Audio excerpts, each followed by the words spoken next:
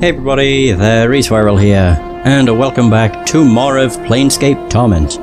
Okay, I don't remember anything. I'm gonna say, which is a very common theme, because it's been like that for every other game I've recorded recently, is I just don't remember what's happened. Maybe that's the mage spell, whoops. Maybe my journal will help. So we have to find Craddock.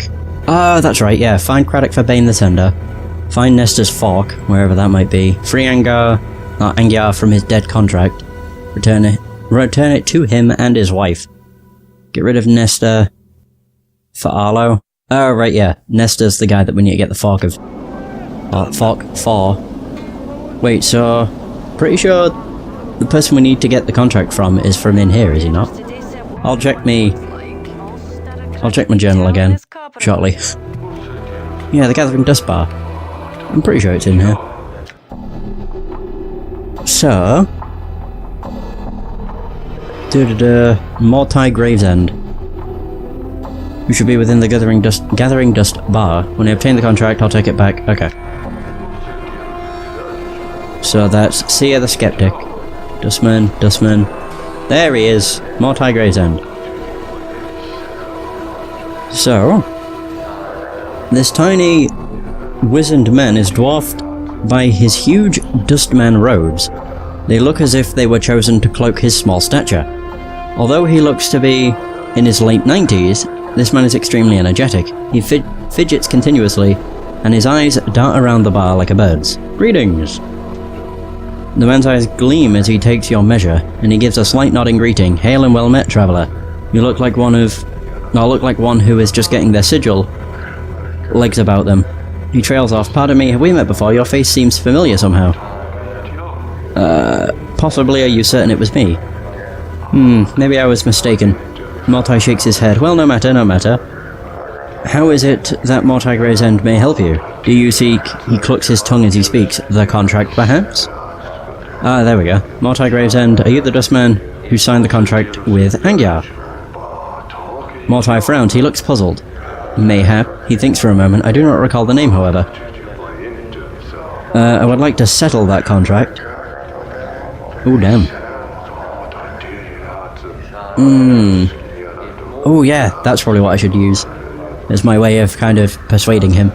Mortai looks wary. I'm afraid that is impossible. The contract is signed, settled, and binding. The contract is tearing the man's life apart. He probably won't care about that. What are the other ones? We got other options. Just curious, never mind then, has some questions. I suggest you hand over the contract right now or I'll butcher you where you stand. That's a truth. So anyway, I might settle the contract with you. I'm gonna go with number 2. I get the feeling that might be one that's successful, but we'll find out. So the contract is tearing the man's life apart. It's causing him distress. It's possible that he may not even be able to approach the true death with such emotions churning in his mind. Mortai chews it over for a moment. It looks like you've negotiated him into a corner. I cannot. It is a matter of law, my friend. Besides, the burden lies upon the signer to overcome his own feelings in order to reach the true death. I cannot... So what you're saying is that you'll deny him the true death for the sake of a piece of parchment. Mortai sighs and holds up his hands as if to placate you. Look, it is not how you are making it out to be. You obviously hold the philosophy of the dust men in contempt to damn a man's soul over a piece of paper. Do other members of your faction know of your conduct in this regard? If not, they soon will. Oh my god, this is awesome. Mortai glares at you for a moment, opens his mouth, closing it, then opens it. By the 9 hells, wait here. He drops his voice to a whisper. And keep your bone box latched. He gives an angry scowl and stomps off. Wait. Hey! Oh my god, that's awesome. I love being able to settle things without having to go to combat. I don't know, it's just such a more fulfilling feeling. A few seconds later he returns. He is holding a dusty piece of parchment, which he gives to you. Here, he sniffs disdainfully. All for a man's peace of mind. Now be gone and nettle me with your preachings no longer. I will leave. For now. Farewell, Mortai. I couldn't carry anymore, so I had to drop it. Oh shit, you see... Damn it, of course. I do like that. I couldn't carry anymore, so I had to drop it. Morador's Ruby. Ooh. Wait, so where's the quick... Oh, it's combat logs. Where the hell... Oh, it's quick loot. It must be his ruby. Or something. I'm not entirely sure. I'm confused. Oh, Angiar's dead contract. I had to drop something in my inventory to make way for it. Okay, that makes sense. What about Mort? Fuck, he's full too. Shite. Not good. I mean, I could actually do that. Ha! Oh, that's awesome. Right. What? What's up? There we go. Perfect. It's all worked out. Sure, why not? Shoot. Right, now we can go back to Angiar. We're like, yo, dude, we got your contract. Okay. I don't know what else I need to do. I only need to find a spoon. A fork. Alright, so we've got that now. Da-da-da-da. We still need to find his fork, but what does he say anything about it? Carrying around a severed ear in his pocket and talking to it like it could hear him, I don't suppose it could do any harm to look for a fork for him. Doesn't help me, you know, where the hell the bloody thing might be.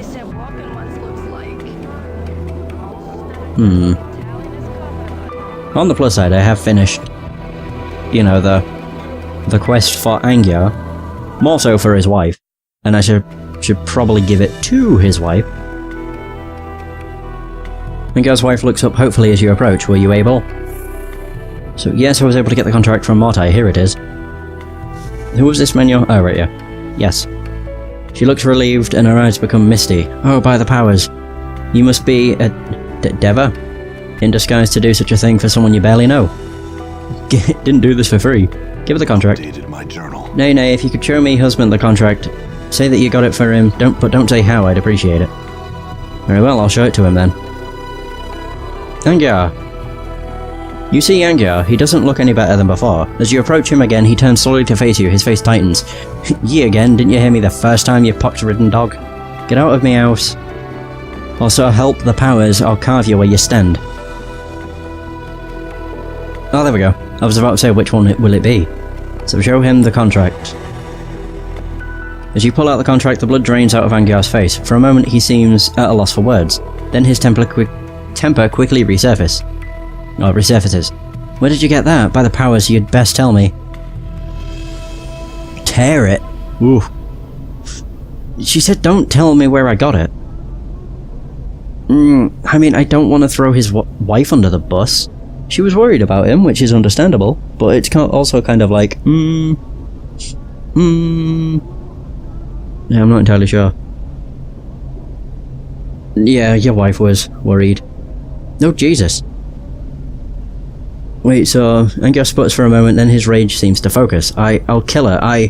You won't touch her if you know what's good for you. Ooh, so that's your own business, but let's settle matters between us first.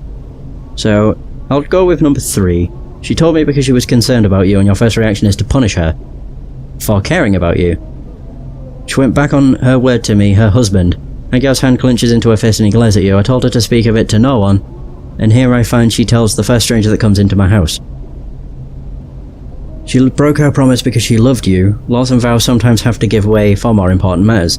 You have a reason to be angry. She should not have made the promise if she had no intention of keeping it. I cannot respect an oath-breaker, but such a thing is now of the past. She did, and you have to deal with it. Yeah, she broke her promise because she loved you. Some of the fury seems to flow out of Angiar, and he grunts. What's done is done. He glances at you suspiciously, then nods at the contract. What do you plan on doing with that paper then? Tear it up. Dated my journal. You tear up the parchment and Angiar's eyes follow the bits of paper as they float to the ground with a desperate look. He shudders slightly, then straightens as if a great weight was lifted from him. He looks like he's about to thank you, then stops and stares at you suspiciously. Nothing's free, not in the hive, Cutter. Ooh, I could actually be, like, super nice. I might need a favour in the future, could you help me? I'll just say consider this free and expect a lot of rules in the hive to change while I'm around. Angiar's angry expression crumbles. He looks tired of fighting his good fortune. I must have prayed to the right powers this past half month. He sighs. You have me thanks, Cutter, for whatever that's worth. Actually, perhaps you could help me. I have some questions.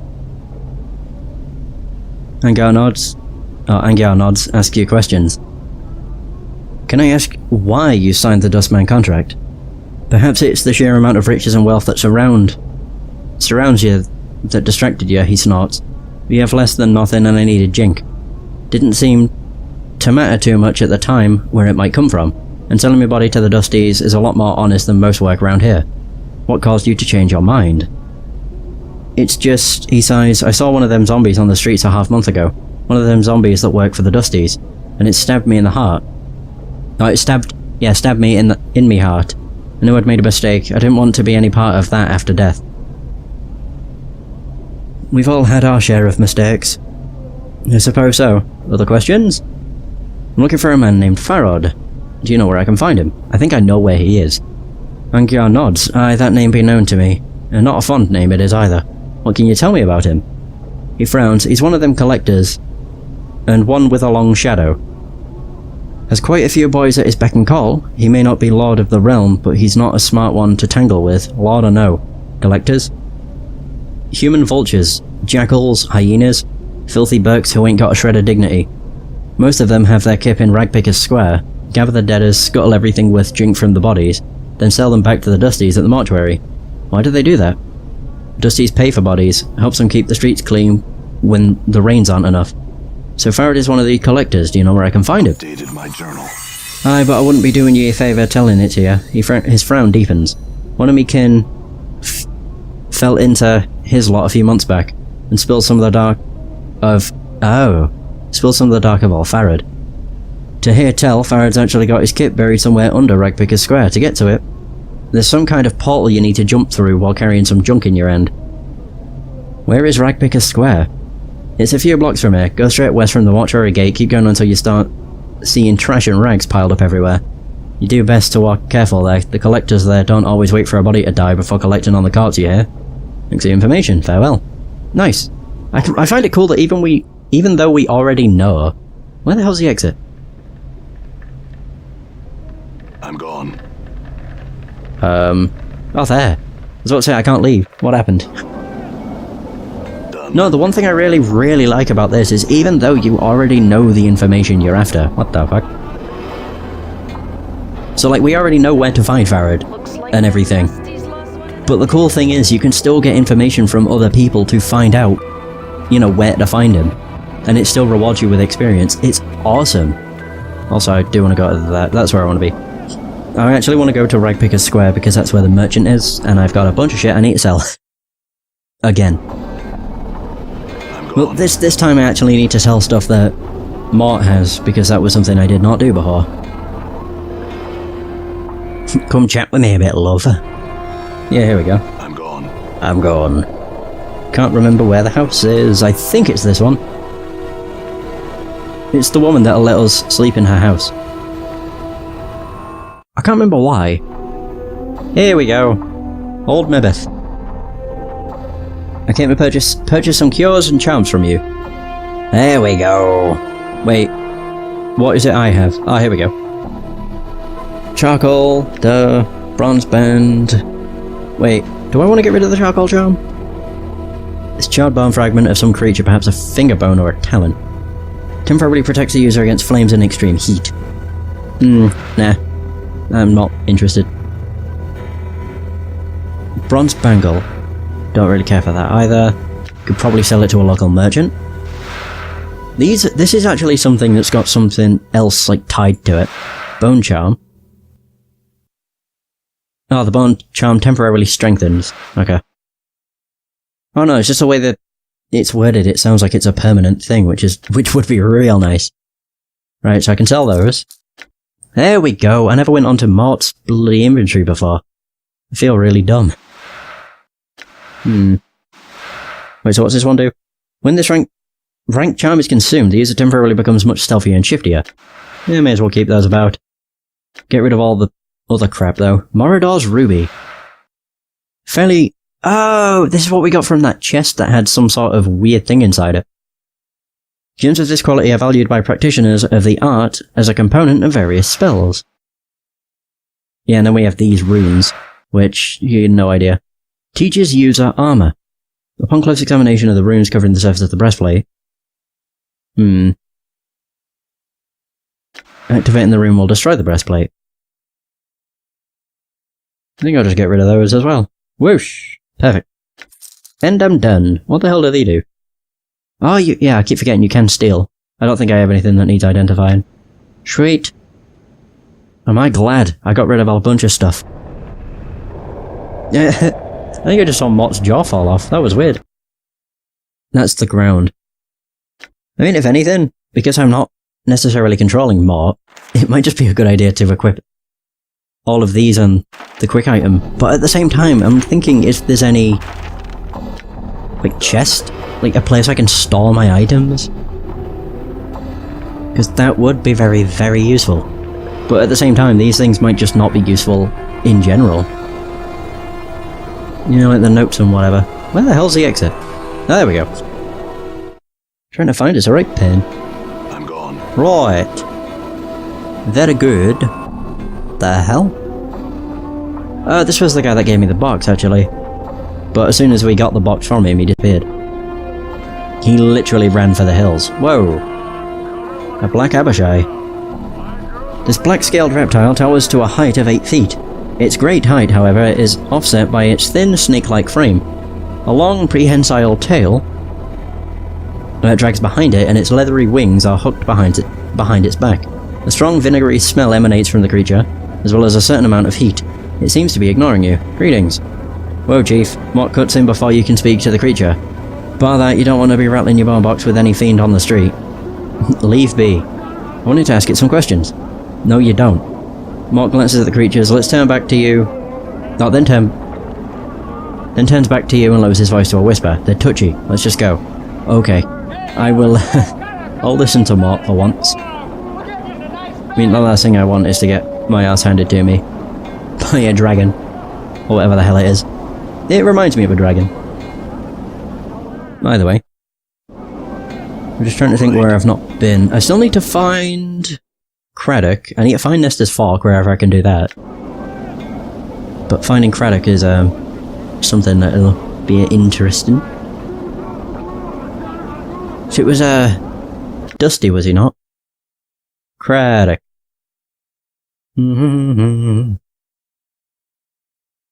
Wait, Bane could give me... Wait, what? Oh, the only description Bane could give me of Craddock was that he was a giant, stern-looking man. Okay. I'm just thinking, like, where else I could go. It might be worth going into the Dusty's bar. I don't know, you know, there might be stuff there I can do. Maybe.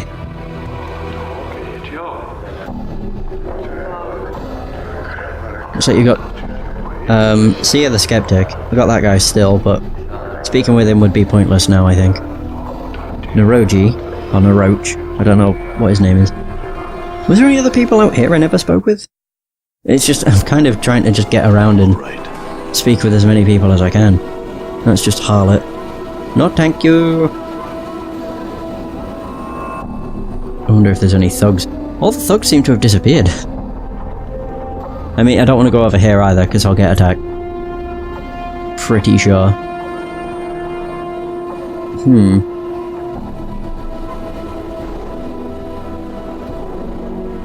I'm just looking at... I'm looking for named people, if anything. You just got frightened hive dwellers. It's literally just nothing but hive dwellers. And lots of them. To be fair, is that a building I can go into? No, you've got Shalandra's Kip, but I don't know what the point in that is. You got the Hive Tout. Angry Hive Dweller. Elderly Hive Dweller. God, they got right names. Yeah, so it would appear.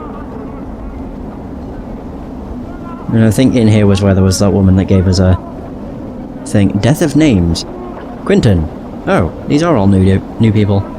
See a dustman with a crooked smile frozen on his face. Despite the smile, his eyes are as dull as stones. His right arm is shorter than the left, and he keeps it tucked to his side, as if cradling a small child. Greetings.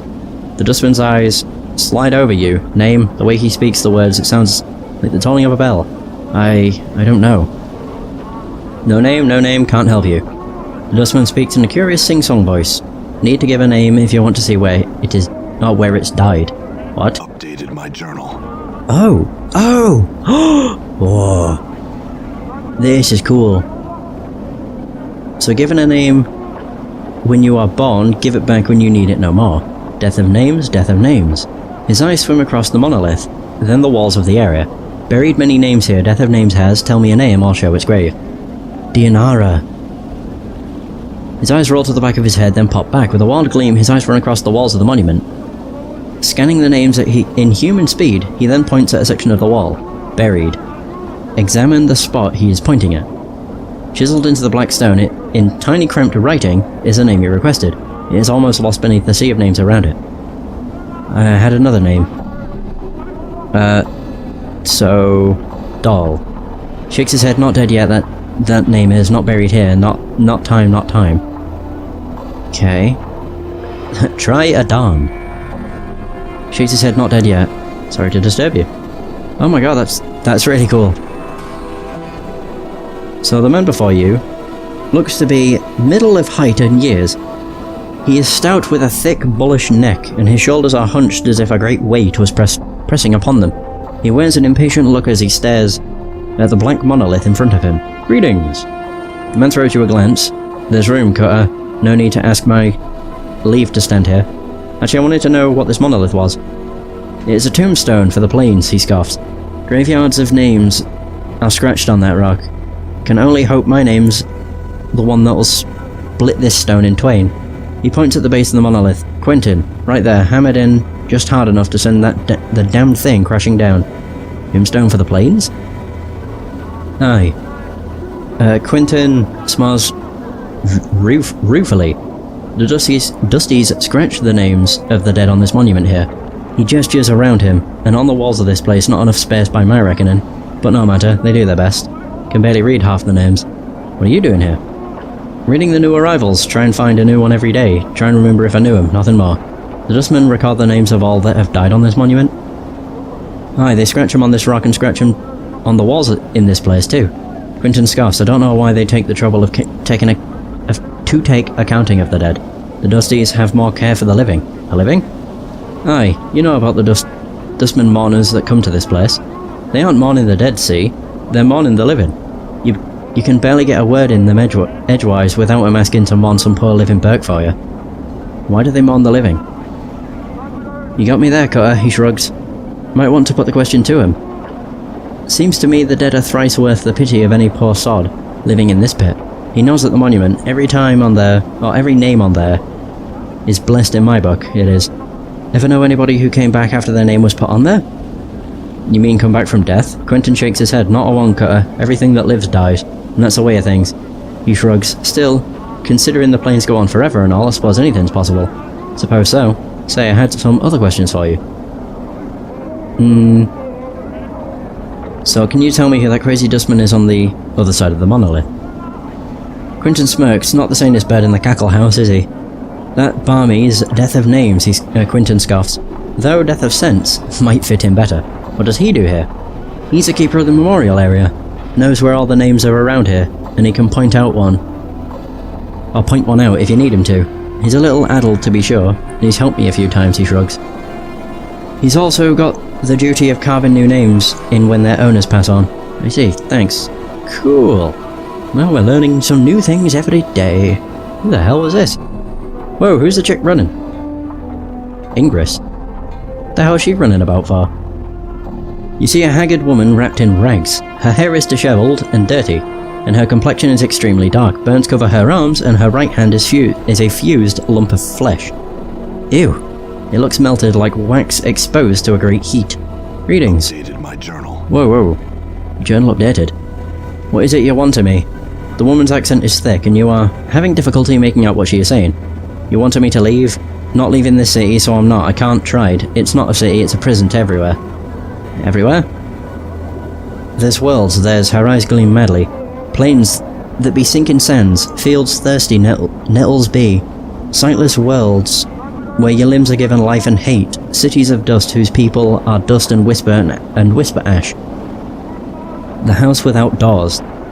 The Twillet?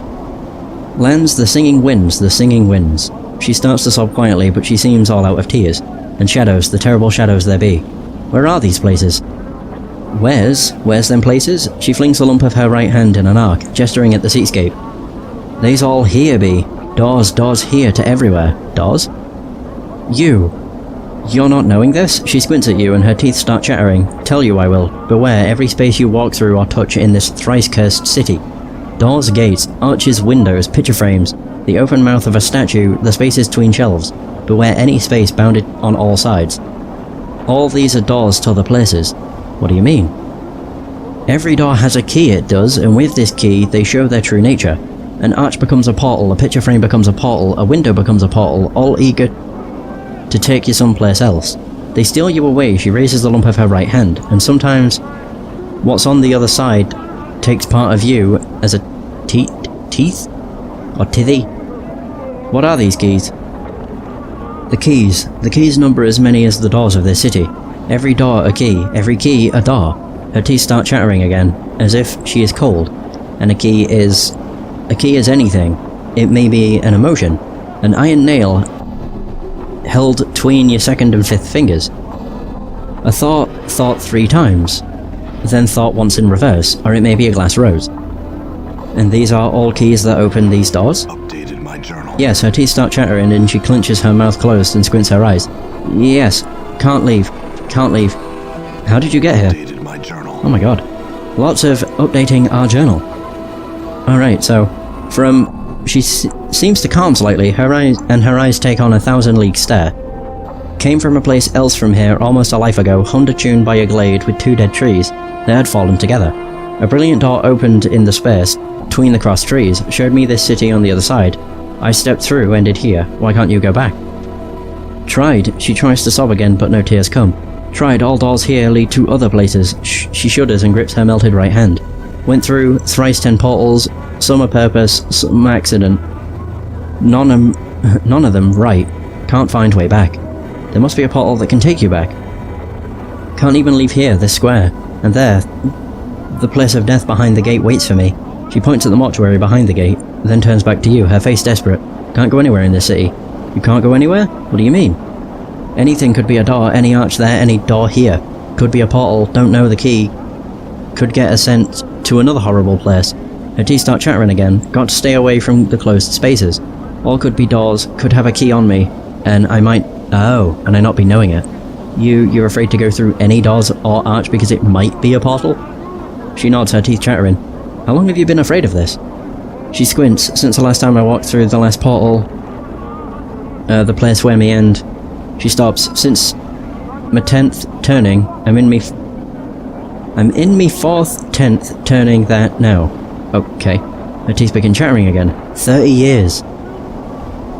You haven't walked through any door for 30 years. Her vision seems to clear slightly. She looks up at you, her teeth still chattering. To be too afraid to walk through any door, that's... How mad are you, woman? If you got here, there must be a portal that can take you back. It's only a matter of finding it. She smiles. Her teeth aren't chattering because she is cold. They are moving around inside her mouth. Her gums twisting as the teeth shift about.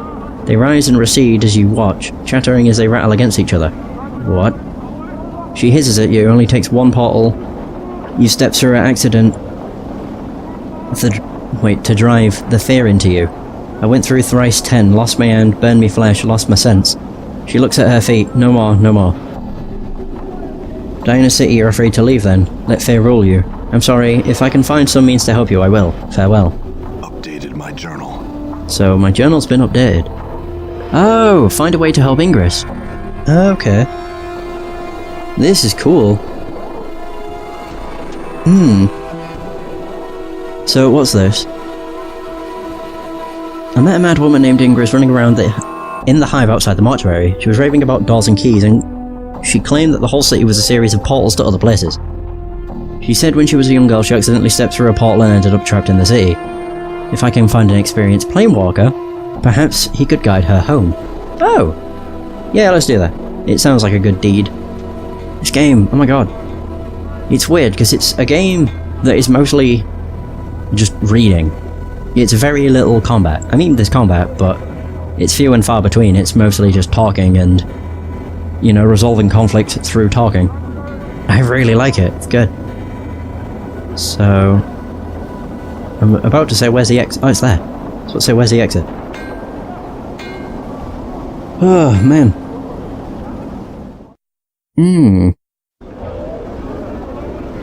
Oh, I get the feeling there's going to be more people here that want to attack me. Did I can't... God, I'm trying to remember all the stuff I've done. I remember speaking to the woman with a tail. Well, at least I think I did. She essentially ended it by telling me to go fuck myself. Anna. Well, what is it? Oh no, wait. What?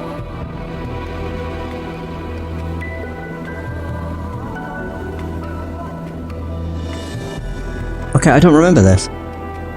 Her tail begins to lash back and forth. Well, what is it? Oddly, wait, so...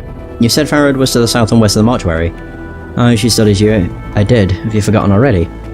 No, but I was wondering if you had. You see, the south and west of the mortuary is an alley filled with heavily armed thugs. Know anything about that? Oh, aye. Well, maybe you'd best be asking them where old, Stuttercrutch is. Enough of your lies. Tell me where Farad is, girl, or you'll soon number amongst the city's dead. Better watch your tongue. Farewell to you too. Wait, so if I spoke to her, does it just... It does, it just repeats the same. Okay. Enough of your lies. Yeah, it doesn't actually change anything. I do remember the post, but I can't remember if I did everything with that. So examine the notices. I can't remember which one it was. Was it the wanted? No, that's just for something else. Okay, examine the others.